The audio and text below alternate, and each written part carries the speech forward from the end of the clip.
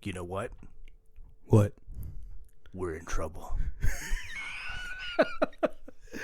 What's going on, guys? My name is Barry. And this is Colby. And this is Who Watches This.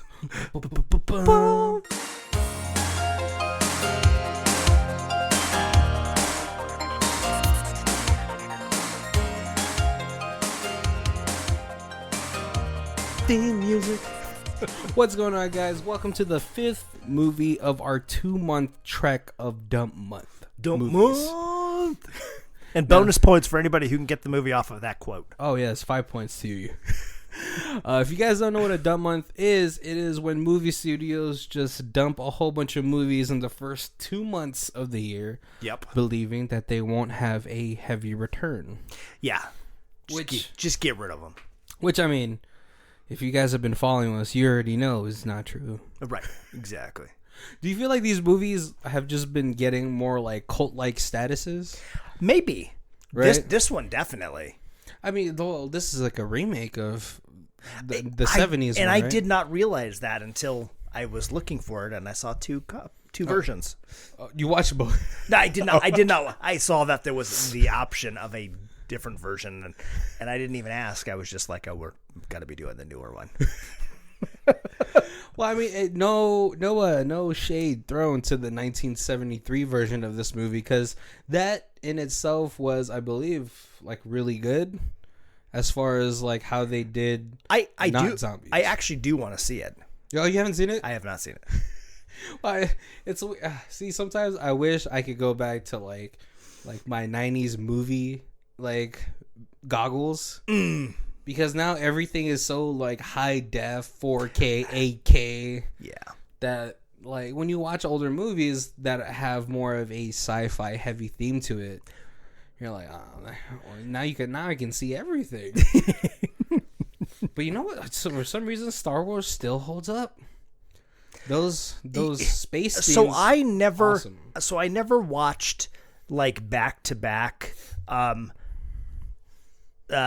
Until like this week, and it wasn't intentionally, it just happened to be that way. It was the very first Star Wars and then part 9. Oh, okay. And they were just back to back. And it's the first time I ever thought, like, once the second movie started, I was like, wow, compared to this, Star Wars is really slow. Oh, like the original? Yeah, and I didn't think that at all watching it. But then, like, so much is, like, it's just nonstop, like, go, go, go. Oh, in the newer movies. Yeah. And it was like, wow, that they really expanded the story and took their time with, like, some of the Princess Leia, Luke, Han thing. Yeah. And yeah.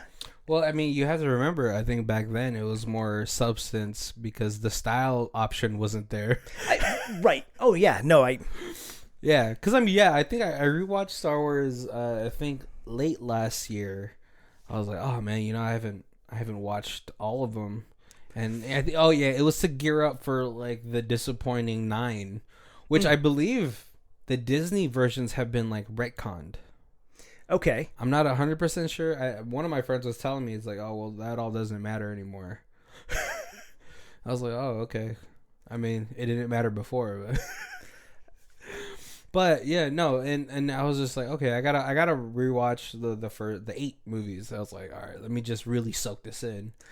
And it was like over a week. And I was just like, man, the first 3, like the original like trilogy, I was just like, oh, man, this is still so good. Yeah. Yeah. Like, you really get to care about all the characters that are in there. It wasn't so oversaturated with, like, so many subplots and all that stuff. Right. And, you know, and I don't care how many people hate the sand monologue, but it is B-movie gold. Sand, it gets everywhere. Really, I think he wanted to say, oh, it gets in between your crack. Well, just to let you guys know, because sand is the Mary Sue. That's for Ethan if he's listening out there. But just to let you guys know, we are not doing any Star Wars movies. We were actually doing 2010's version of The Crazies. Yes. Oh, we haven't even said the title yet. We've got on this whole Star Wars montage. And I know. That'll be for like an extra episode, guys. If you guys just really want to hear two old fogies talk about Star Wars. Oh, back in my day. Right. And we're old, so we'll like the first three best. I spent a whole summer rewatching it over and over again. Yeah. I'm surprised the VHS didn't snap. Yeah. For you guys that don't know what a VHS is. All right. Oh. It's getting to that point, right? It is. Right, but yeah, we did 2010's The Crazies, which released in February, I believe, 23rd of 2010. If you guys don't know, this is actually a remake from 1973, which has very similar themes, but is much presented in a much different way, just like our Star Wars versus original Star Wars. Oh, it all ties in together. I knew I could tie it in together. God damn it. I might as well start sewing because I could weave these tales. But no, well, Kobe hasn't seen the 1973 version, but I have, and it is the pacing is very much so different because I believe in the 2010 we hit the ground just sprinting.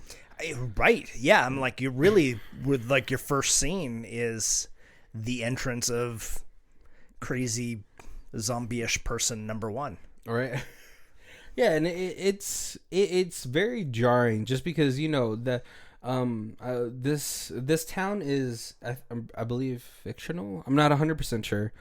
Sorry for you guys that live in that town if it's real. I did say it was like a population of 1,200. Yeah, but it's right next to Cedar Rapids, which I don't know what state that is in. Sorry, Midwest. It's like Michigan. You're so stupid. Michigan seems high for that, like high on the map. It seemed cornfieldy. So Iowa? Maybe Iowa? Yes. Okay. Cedar Rapids sounds like it would be Iowa-ish. Yeah. We're gonna get so much like hate emails like Cedar Rapids is in this town, guys. So we apologize for that. But yeah, it's very jarring because we're like, I'm really just gonna go into the story like right now, but we do start off with a baseball game, and we are introduced to most of our main characters. We have Timothy Oliphant as the sheriff, his wife who's a doctor. We have Daniel Panabaker, as from Flash acclaim. And Russell, I don't know where he's from. Yeah, I don't recognize him for anything. Yeah. But he's sub deputy, right? Yeah, yeah, the deputy.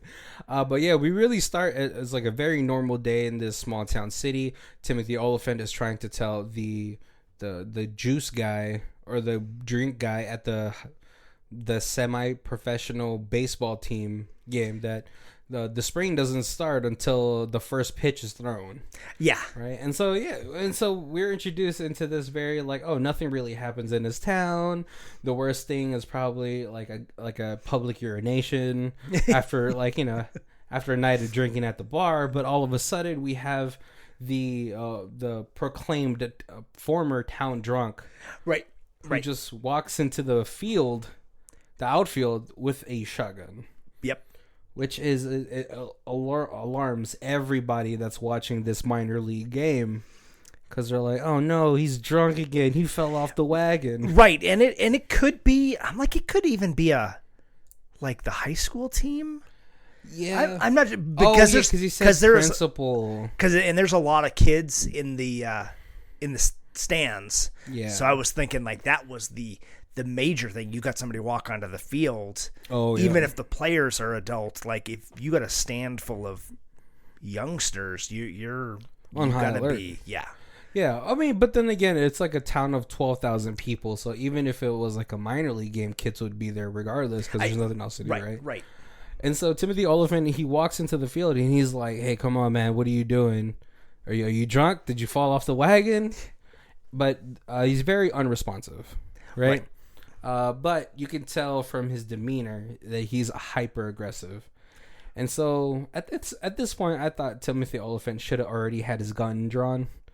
because it's a shotgun. Right, but he's got it down. Like the guy's got it down, kind of like at his waist.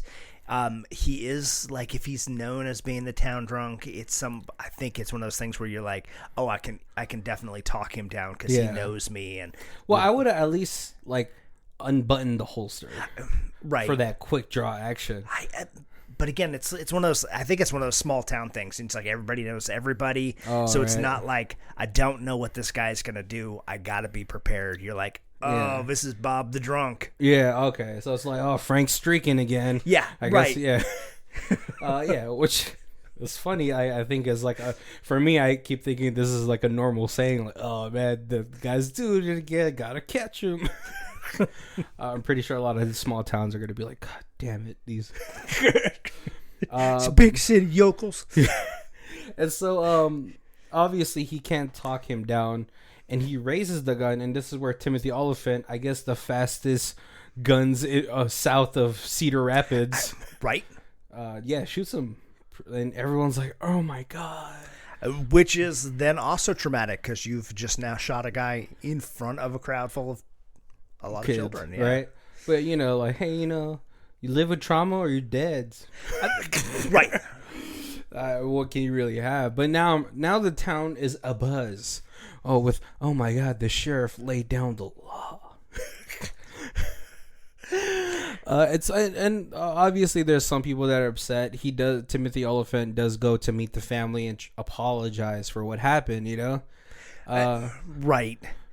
But they're just so flabbergasted. They're like, he hasn't had a drink in 2 years. He's so proud of that. And they're like, oh, he's the town drunk and he's just the embarrassment, so it's just easier to get rid of him. Yeah, instead of detain him. But I guess, of course you're going to be upset if you're the family, right? Because especially if you're from a small town. I mean, I'm pretty sure, like, in a big city, if you walk around with a shotgun, you won't make it, like, 10 feet to the next block. Right, but a small town, you could walk around with one over your shoulder and nobody thinks anything because it's a hunting town. And, exactly. Or you're chasing off coyotes or whatever. Or raccoons. Yep. Yeah. And so the town is pretty preoccupied with this. I mean, the sheriff, Timothy Oliphant, has to go to the coroner. Like, hey, can you check his blood alcohol level? He must have been drunk for him to act this way. What's it called? His wife, who lets Daniel Panabaker go to the game, is now having to see another patient who exhibits very similar. But at that point, I would have thought, like, oh, maybe he is like early onset of dementia or something. Yes. Right. Yeah, he keeps repeating the same phrases. Yeah. And so, like, she is obviously alarmed by this, by being probably the only doctor in this town. And he's like, hey, we have to go to the city, get some CAT scans done, and check out what's going on. And so the town starts to settle down. We go into the nighttime. We do see small things. Like, if you pay attention, there's like a little bit of small things that you do notice throughout the movie. But for the most part, it's still pretty quiet, right? Yeah. Until we get to the patient who went to go see Timothy's wife. And he is the big farm equipment. I forgot what it's called. Yeah, like the thresher, I guess, is like the that chops down all the wheat. Yeah, sorry. I know we're yokels. We're big city yokels that don't know farming equipment. For some reason, it's on in the barn. So the wife, who wakes up because of her son's also awake after hearing all of the farming equipment go on, she goes to the outside, to the barn, to check out what's happening, and for some reason stands in front of this thing. Me, being this big city yokel, would never stand in front of it, but her, growing up, is probably normal. But she goes to check out the seat, and there's nobody there. Right, because she's having to yell because it's a loud tractor. Yeah. And then all of a sudden, like some superhero, she hears her son yell. Oh, I guess no. She did turn off the thing, and then he yelled. So sound carries, right? Like that. And it's a barn. It's probably windows open and stuff like that. So she runs to the house. She goes upstairs, and then her son, like, drags her into the closet to hide from her husband. But he locks them in and sets the whole house on fire. Yeah, because it's a key. Lock. It's one of them old key locks. Yeah, so he locks it from the outside, so then it's... Yeah, so they can't really escape, which, like, you should never hide in a barn, you know? I think you have a better chance out in the field to outrun them at least, right? Right. I think it's strictly because of the kid. Yeah. She followed into the house because of the kid, and then into the closet because of the kid. Well, where else do you go as a kid, right? Right. But no, and so he sets the whole house on fire. Timothy Oliphant gets called because obviously someone reported that, hey, there's like this house on fire in the middle of nowhere. And for some reason brings his wife to this scene of the crime. Well, she is the town doctor. Yeah. So if there's an injury, I guess she's the person, like the medic, right? The medic. But then she also doesn't make the situation like better because she starts to yell at this person, which I mean I get, but check yourself where you're at, you know? Right. But it was weird because they're like, did everybody make it out of the house? And they're like, oh no, only the husband did. The other two got burned alive. And then we got here, and the husband was just mowing the lawn. Oh, that's so creepy. Yeah. But so obviously she's upset. They take him in. We get to the next morning. Timothy Oliphant comes into the sheriff's station. His deputy's like, has he moved since he came here? But he's just scarily looking outside somewhere. Yeah. Right? He goes back to the coroner's office. But when he gets there, the coroner isn't there. And so he starts to open these body bags and realize that they're like their mouth and stuff are sewn. Yeah, eyes and mouth are sewn shut, and the person's still alive. Yeah, which I believe he was like the mayor of the town. I think so. But then so Timothy Oliphant is like obviously freaked out, and then he cuts open the mouth, and by some daredevil like senses, the guy whispers, "Behind you."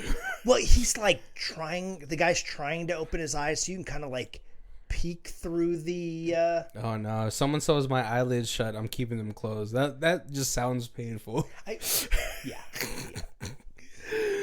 Yeah, but then Timothy Oliphant gets attacked by the coroner, and he's like, oh my god, what's going on? He takes down the coroner, but then the saw starts to chase him somehow.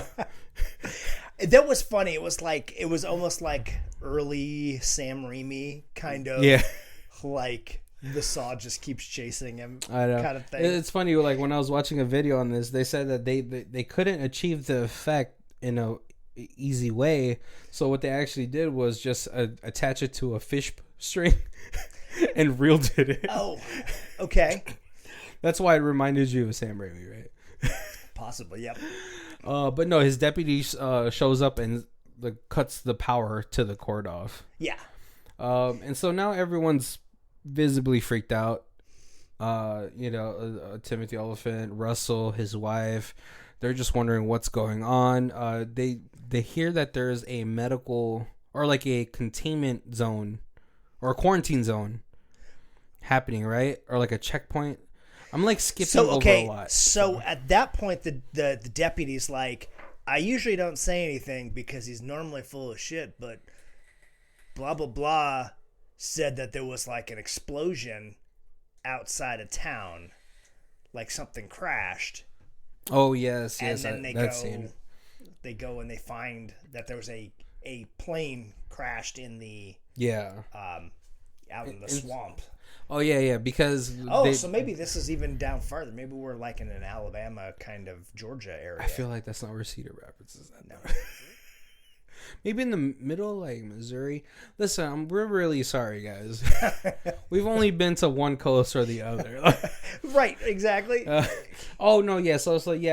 trio of hunters go out to the marshes, and they find a dead body. That's when they report it, and then that's when they go investigate. And then Timothy Oliphant asks one of the guys, like, hey, can you take us out to the lake so we can look for this thing? And then we get a snide remark that Timothy Oliphant would shoot him if they didn't do what they told him. But Timothy Oliphant seems like a little bit more seasoned. Maybe he just settled in the small town because he's like, hey, cut the power off. And he's like, that's one big ass plane. And his deputy's like, what? He's like, we're on top of it right now. Yeah. And so from the dead body, you do see that like the guy has military type of clothing. Right. And then the plane is huge. And then there was like the satellite view of like the plane. Oh, yeah. And then it kind of zooms out. And then it's like those NSA. Oh, yeah. The quarantine thing pops up. Yeah. And so Timothy Oliphant goes to the guy in the corner wasn't the mayor, because he goes to the mayor and he's like, hey, we have to shut down the water supply. You're right. Yeah. Yeah, we have to shut down. He's like, no, this is a farming community. You can't shut it down because then everyone will just lose their business. As he's swimming in his weird pool in the middle of like nowhere. Yeah. Right. I mean, if you don't have a pool in the middle of nowhere, are you rich? But no, Timothy Oliphant, he's like, no, forget that. I'm gonna make an executive decision and shut down the water, because he figures that this dead body was carrying something that's hazardous. Right. And they start looking at it and they're like, okay, the two people that we know that were infected have infected are the two houses that are closest to the to this area, the water treatment center. So it's like it's leaking into the water. Starting there, and so it starts to infect everything, and so that's when they hear that there's a quarantine zone. This is where they hear the quarantine zone, right?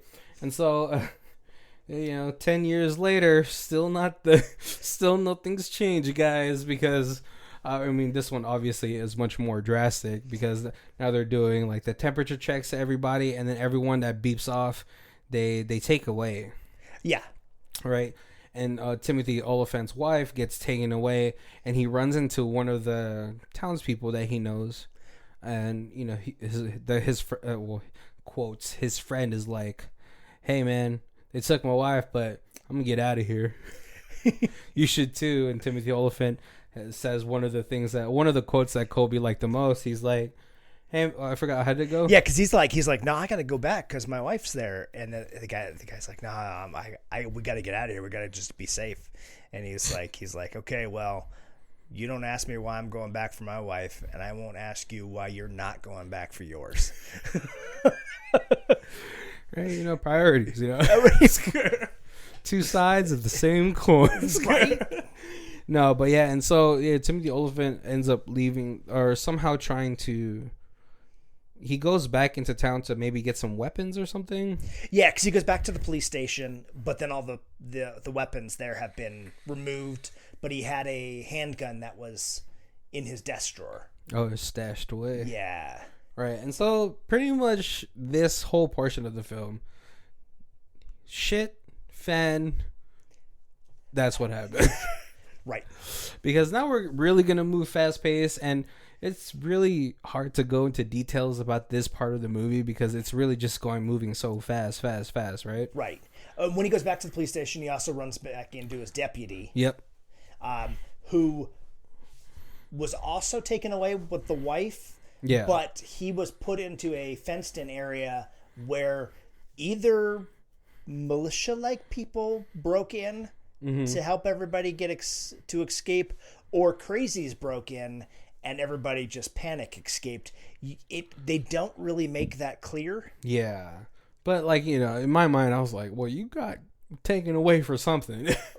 Right. But, no, so they gear up. They see that the guy that they had put away in the morning was kind of dead. But then he pops up all of a sudden. Yeah, he's pretty gooey. Yeah. And so they know this is like a biohazardous thing that's happening. Right.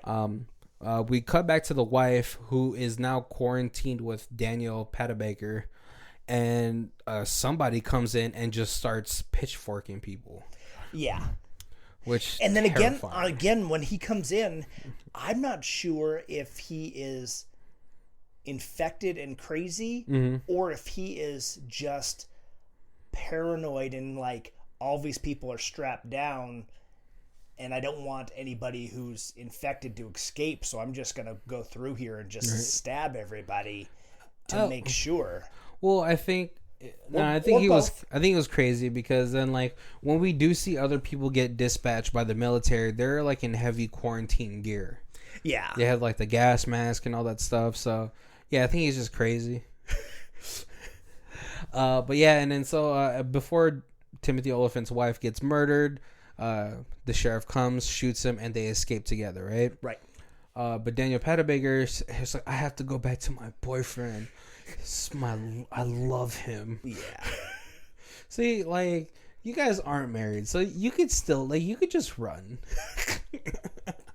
You know, But yeah, she's, at this point, she's young, so, like... she's like 17, I believe. Yeah, high school love. Yeah. Like, oh, I'm not going to be able to live outside this town without Bobby and his football. Have you ever seen him throw a football? Oh, my God. No, but yeah, so maybe it's baseball. There's the baseball game at the beginning, and it's not Texas, Colby. No, yeah. So they end up going to his farm. They catch Bobby, and they hide in the barn because they notice military vehicles coming up, and then his mom comes out, and then so Bobby goes out there, tries to tell him like, "Hey, my mom's not infected," and gets shot. Yeah, and then the mom gets shot, and then the dad gets shot. Yeah, and then they just burn the bodies. And then they just flame them. Yeah. So yeah, this is what we're really dealing with, man. And so they do try to escape the town, but notice what's it called? Like a plane overhead go at them. Oh, a helicopter. And they think it's just flying over them, but then it makes its way around back, and so they have to go into a car wash, which right, because it's covered, so it's like we can hide the car in here. Yeah, but I mean, man, they just got ambushed. Right. By yeah. Oh well, I guess before that they do. Before that they do go back to Timothy Oliphant's house, and we do know at this point that his wife is pregnant, and so they have to go back to the house just to get more gear. Oh, I right. believe. Yeah, that's where the car was. Right, but at this point, the town drunk's wife and son are infected, and I guess just waiting there. So these aren't exactly zombies because they're intelligent, intelligent enough that they're like, oh, we hate the sheriff, and this is his fault, so we're gonna go to the sheriff's house and get him. It's almost like they almost feel like the infected beings from I Am Legend, right?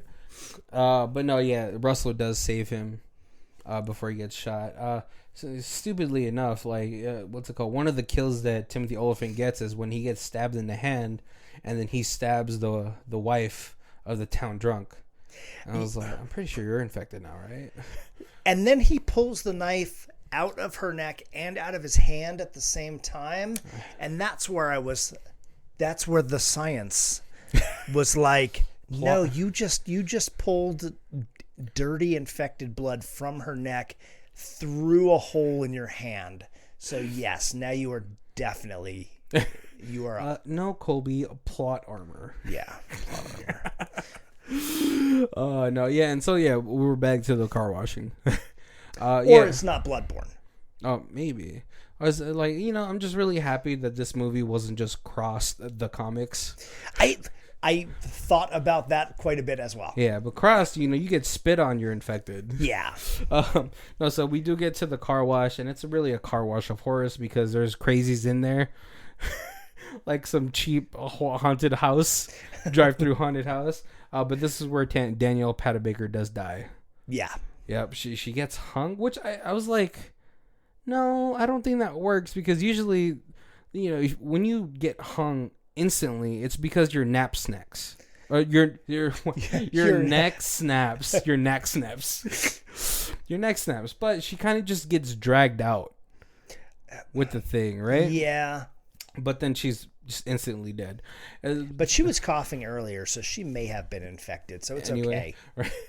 But then the car wash does spit out the car that they were in because it's one of those auto track ones.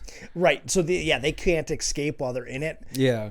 But they do go out of it to get Daniel Panabaker. But then this is where we learned that the helicopter blows up.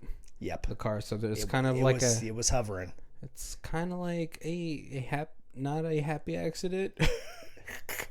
A lucky accident. Right. And that's the funny part, because the deputy's like, he like points at the girl and then points at the car, and then he chuckles a little. Yeah. And you're like, somebody just died and your ride just got lost. It's not really like laughing time. Are you? And that's like the first point where you're like, maybe. The first point was back at the house when he double taps all the dead bodies. Oh. And he's like, just making sure. I did not think infected. I thought, finally somebody smarter than a horror movie. I know, but I think it was like the cold-heartedness that he did it in. Right. You know, he didn't look pained doing it to these people. Yeah. And then that's when Timothy Olyphant's wife is like, I think he's infected. Yeah. But, you know, not Danielle Patabaker. I mean, she's coughing up a storm, but, you know, it's okay. And so this is the point where Timothy Olyphant and Russell do get into a scuffle because he believes, you know, his hyper-aggressive nature at this point is very alarming. Right. But it's one of those things that, like, once you go through that, I think the paranoia and the anxiety and just the stress, like, you're gonna be acting different. Yeah, that's what I thought too. But I mean, but I think then it was almost like the paranoia of the wife earlier saying, "I think he's infected." Yeah, making you like double take everything he does. Yeah, but I mean, he you know, he tries to take the gun away from him and all that stuff, and at this point he's like 5, 6, 7. That's how many times I counted that I saved your ass. Yeah, and so I mean, he does just like, y'all walk in front of me, I'll be behind you. Yeah. So I mean, maybe the virus sort of brings something out on you, or maybe he's just better at handling stressful situations. I don't know. Right? And like Corona, you know, you get some people who get like the flu, and then some people who are hospitalized. Right. So maybe he's like, I just got the flu. Yeah. I'll get over this. Yeah, exactly. But they do hear that there's another quarantine or another quarantine zone or something, right? Because they're trying to head to this rest stop. Right. But before they can get to that rest stop, there's another quarantine check. Yeah. And so at this point, Russell's like, after he gets disarmed by Timothy Olyphant, he's like, you know, I owe you guys, like, I'm already done for. Yeah, at that point, he kind of admits he's like my thinking's not right, so I know that. Yeah, so I want to give you guys a chance to survive, because then he does know that Timothy Olyphant's wife is pregnant. Yeah. Because, you know, like early in the movie, he's like, oh, finally. And so, but for some reason, he gives him his gun. And so he's like, I'm not infected, guy. He creates a distraction, gets shot, and they run to the gas station, right? The rest stop. But when we get to the rest stop, we find out, Timothy Olyphant's wife finds out that everybody that went there got murdered and then burned. Yeah. Because I guess that's the only way you can get rid of a virus. But heat kills. Huh? Heat kills. Right. I mean, that's you boil everything and make sure there's no viruses and bacteria on it before you can food and jar food and stuff like that. So that's heat. Yeah. But, you know, as they're trying to escape, they find out that this gas station is filled with crazes. Yeah. And for some reason, like those 3 hunters from the beginning of the movie had made it all the way out there. I was like, geez. So we get this gas station fight. The wife kills one of the hunters, and Timothy Olyphant sets one of the big ones underneath the big rig on fire. Yeah. And so, but they do steal one of the military radios, and they keep hearing some sort of countdown. Yeah, yeah. And so as they're driving away, they're like, what's going to happen when it reaches 0? Like, I don't know, but I ain't trying to find out. Right. And as it gets down to like 30 seconds, the wife's just like, drive a little faster. Yeah, right. Hit the gas.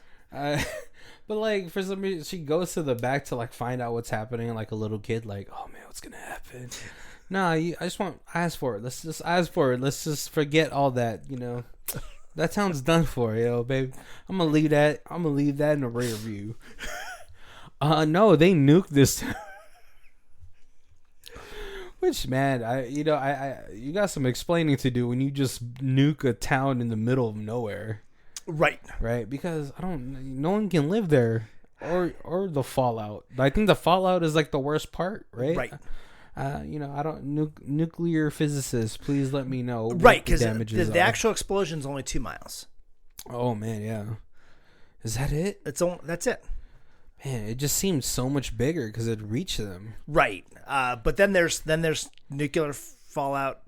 On the shockwaves and stuff like that, right? Yeah, because the blast is 2 miles and the shockwave is an additional 2 miles outside of that ring. Yeah, and then I think the fallout is 16 miles. Yeah, from point. Well, just know, guys, that no one's living in that town ever again. Right. Yeah, it's good. Or at least for like hundreds of years. I don't know how long fallout is. If you watched our movie last week, Mant may be living there. Oh man, but yeah, no, this big rig flips over because of the shockwaves from the blast zone. Right? Yeah. But then they're like, Cedar Rapids isn't too much farther, so let's just walk there.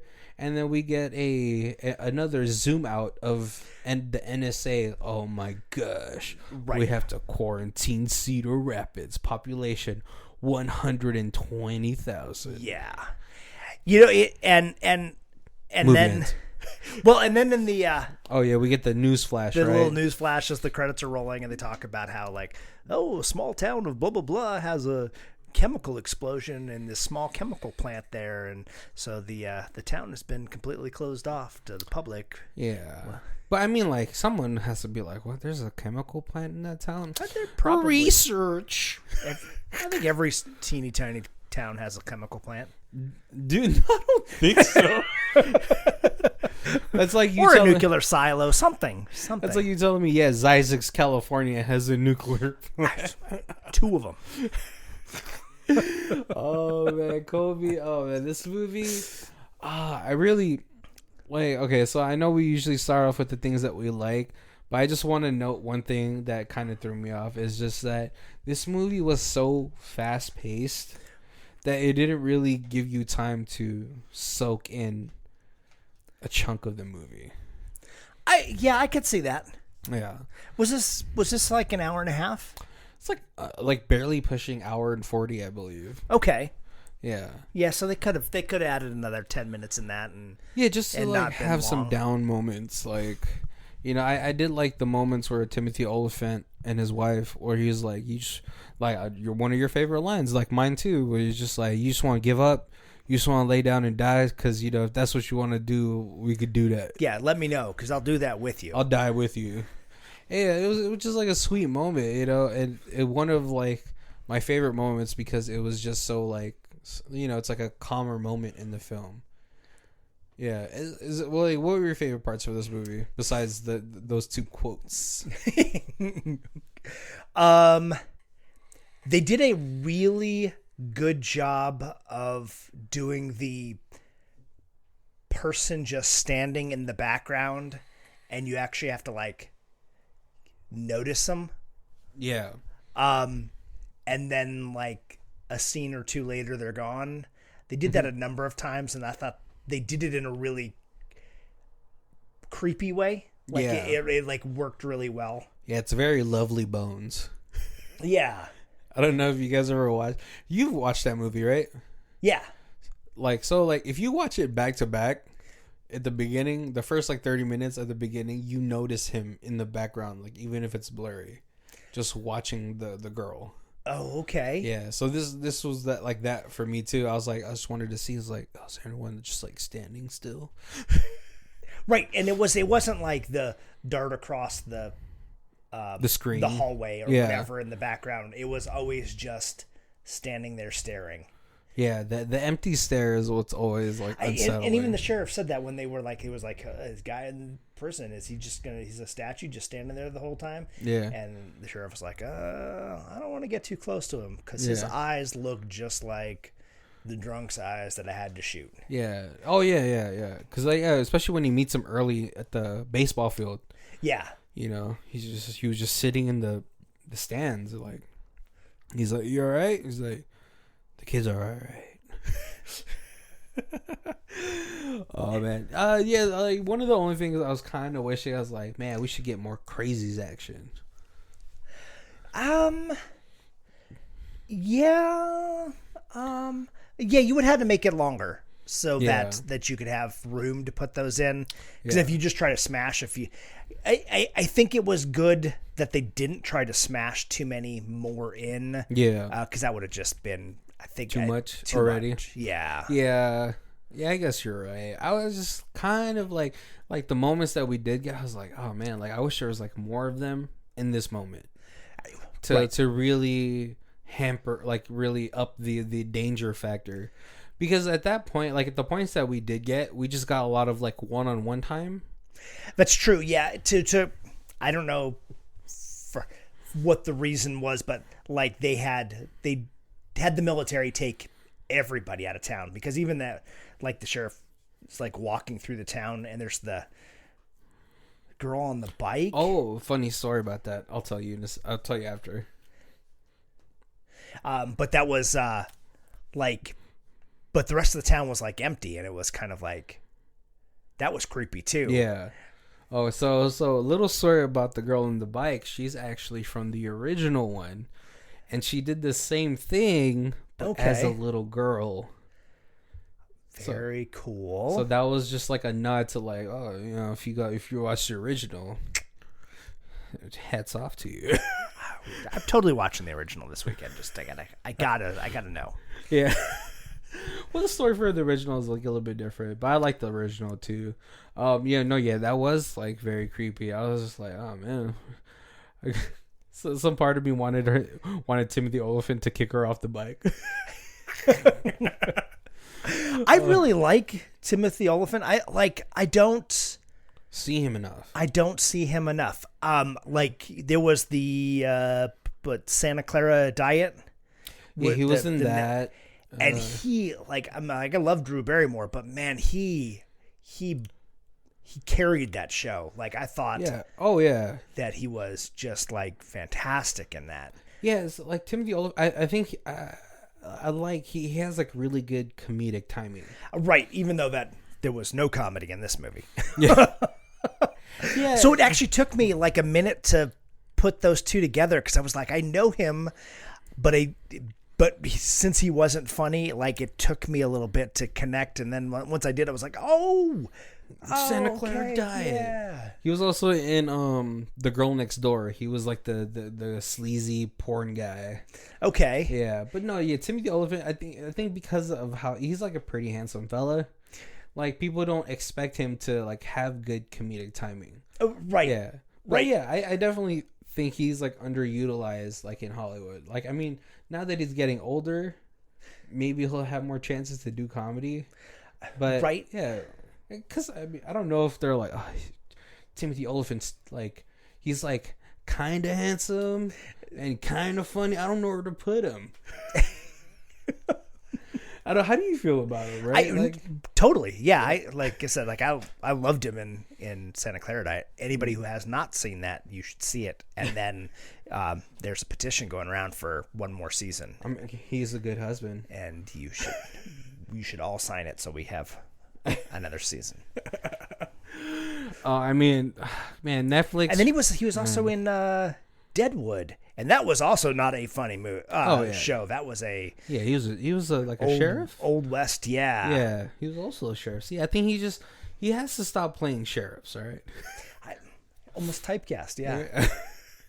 Oh man, I maybe that's just where they put him. He's like, you know what, you're kind of handsome, like you're kind of Hollywood handsome, but kind of funny too, so we'll just put you here. Right. You're good looking enough, we have to make you the good guy kind of thing. Right.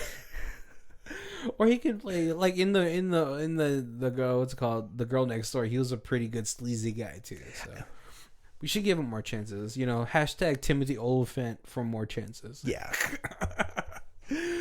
No, yeah, I believe like I really hated the wife in this movie. She was a little annoying. Yeah.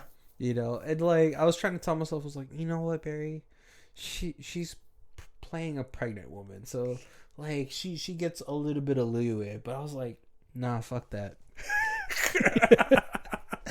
It's so funny, like watching this in this day and time compared to watching this when it first came out, and not having any idea what like a quarantine and stuff really was. Yeah. But man, like I kept thinking that military's got to stop these people from leaving this town. Oh, yeah. They're not even wearing a mask. They're just gonna keep spreading this disease. Like, and the first time I was like, oh my god, this is a town of crazies. They got to get out. And I'm rooting for them to go. And now I'm like, no. They shoot them if they try to leave. We don't want that spreading. Right. Well, I mean, I think it's already too late because it's already in the water supply.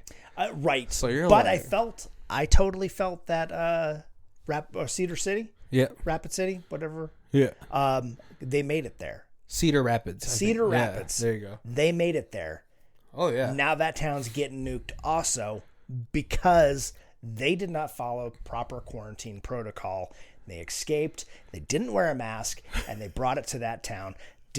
Not once did I see them wash their hands or use hand sanitizer. I mean, Timothy Oliphant's definitely infected. She is a doctor. She should know. Right? Yeah, she should know that it's like we should just die here. It's too late. We can't kill more people. And they're trying to run before they're seeing people die. Yeah. Like before they're seeing the military just blatantly kill people. Yeah. I mean, when the military's just like, a truck full of people, that might be cool. That might be sick. Let's just fireball them all. Yeah. Then you're like, okay, let's run. Yeah. See, that's why you got to surprise attack everybody. You can't just like if you're going to nuke the town, you should just nuke the town in the first place. Right. And then, like, oh my God, a testing gone wrong. There you go. Yep. I should just work for the NSA. No, yeah. I mean, definitely. You know what? Like, just the way that 2020 was. And I don't... Like I told you guys before, we filmed these episodes beforehand. So if there's another quarantine happening, we're totally screwed. Right. If there's ever a zombie outbreak, we're dead. Yeah. So, I should just cyanide capsule it out, Doc, I'm gonna need that cyanide tooth just in case. Yeah, just in case. You never know how people are out here. I mean, man, like you always want to think like, oh no, if there's ever a quarantine, everyone will follow it. But man, we can't even get people to put a mask on. Right. And like the one thing that always trips me out is like you're in a mask for like 20 minutes and then you're out of the store and then you can go home. Yeah. It's not a person being a quote unquote sheep or anything. It's just like it's not even in I don't know. I don't even want to get into this. But we just know that from the way that people have acted in 2020, that if there was ever a outbreak as bad as like this one or a zombie one, might as well just give up now. Right. Yep. Because I don't know if I could live in a world where I can't take a hot shower.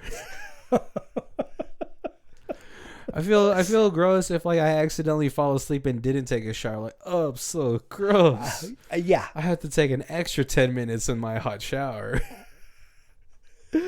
Kobe, was there anything that you didn't like in this movie? So like nitpicky, yep. But he gets in the fight in the well of the at the truck stop in the well underneath the cars. Oh yeah, and then the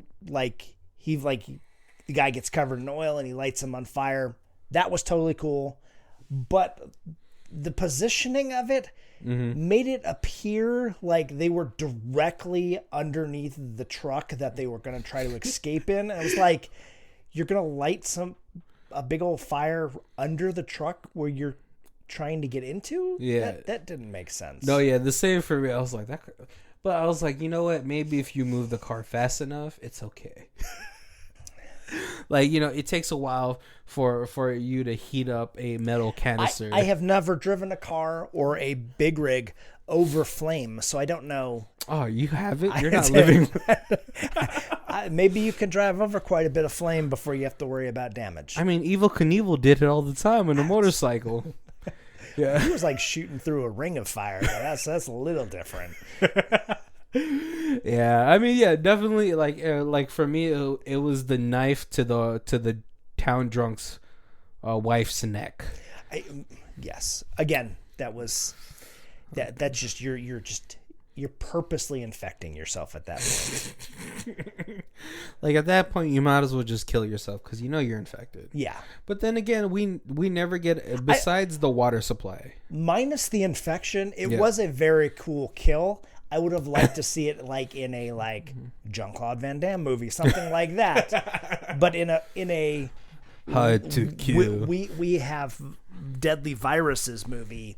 No, that is not as badass because of the science. Yeah. But then again, we never really get a clarification on how it spreads besides the water supply. That is true. Because we don't see anyone get bit. Right. And get infected or anything like that. And so at this point, I just chose to believe that you could only get infected if you drink the water. Because I kept thinking, I was like, all right, maybe when they drink the water, it dilutes in their blood and then it can't really spread because it's already been broken down by that body. But now that thing has changed the brain chemistry. I don't know. I'm really reaching, guys. So if any of you guys are scientists. They show no science. Like, not that they need to. I mean, like, technically Walking Dead did 8 seasons and never scienced the virus. Well, I think they tried it in the first season because remember they get to the CDC, right? And they show that little brain scan, but then I was like, oh, science done, right? And his answer was just like, we're already all infected. Right, which we do see because then Shane dies and then he becomes a zombie. Right. So that's another I'm sad about that show. That show is just so sad now. But yeah. So like if you don't get boggled down by like nitpicky stuff like what we just talked about, it's a fun movie. It is. It's a. If you're a zombie fan, this is Zombies Plus. Like, it's smart zombies. Yeah, which, and if you're a Cross fan, you will be very disappointed because there is no... Yeah, if you watch that, or if you read that comic, you'd know. And that might totally be happening, but we're following specifically the sheriff and his deputy. And you're not seeing what's happening to the people who are locked in the houses. Yeah. It may definitely... Yeah, I mean, unfortunately, I don't know why. I think I bought 2 trades of that series, and I was like, this is depressing. The first couple it's a very unique tell on the zombie story. Yeah. And then after that, they go almost to a pure shock value, where it's like just episode of like just terrible, minimal story, maximum carnage. Yeah, maximum carnage.